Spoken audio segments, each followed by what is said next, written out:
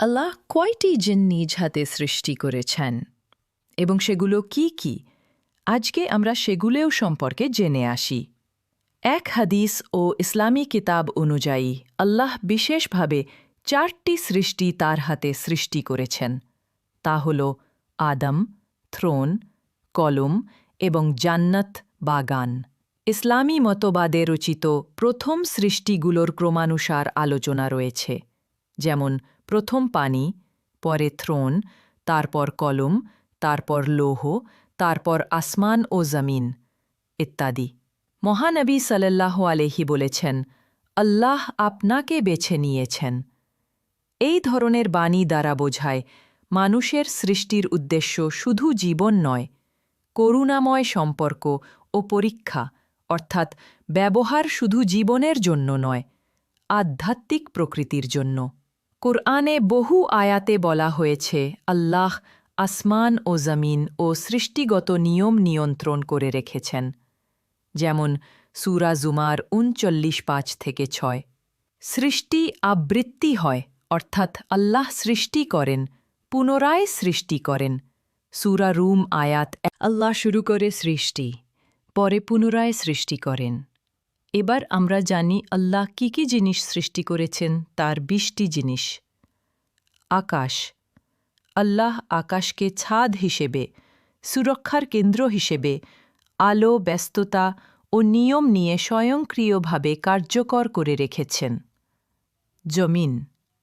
বাসস্থল, খাদ্য উৎপাদন, আবাস ও মানুষ, পশু ও উদ্ভিদদের জন্য ভূমি হিসেবে কাজ করে, সূর্য আলো ও উষ্ণতা প্রদান, দিনের পথ নির্ধারণ, জীবনচক্রের জন্য জরুরি চাঁদরাতের আলো, পথ ও মাস নির্ধারণ, জোয়ার ভাটার নিয়ন্ত্রণ, রাত ও দিনকর্ম ও বিশ্রামের সময়, স্বাভাবিক চক্র, স্রোত, পরিবর্তন, পানি, নদী, সমুদ্র, বৃষ্টি, পানীয়, কৃষি, জীব বৈচিত্র্য, শুদ্ধকরণ ও জীবনধারণের জন্য অপরিহার্য গাছপালা ও উদ্ভিদ খাদ্য, অক্সিজেন, ছায়া, সৌন্দর্য ও জীব বৈচিত্র্য, পশু ও পাখি খাদ্য, গমন সঞ্চার, পরিবহন, সৃষ্টির প্রাকৃতিক সামঞ্জস্য, মানুষ, আদম ও তার বংশ। আল্লাহর প্রতিনিধি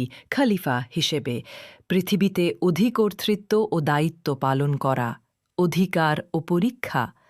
জিনাল্লাহর আয়েশাতে সৃষ্ট এক ধরনের মখলুক, যারা মানুষের সঙ্গে পরীক্ষা ও সম্পর্কের অংশ, ফেরেশতা ইবাদতকারী, আল্লাহর আদেশ পালনকারী, সৃষ্টির এক ভূমিকায় অবস্থিত, মৃত্যু ও জীবন মানুষের জন্য পরীক্ষার মাধ্যম।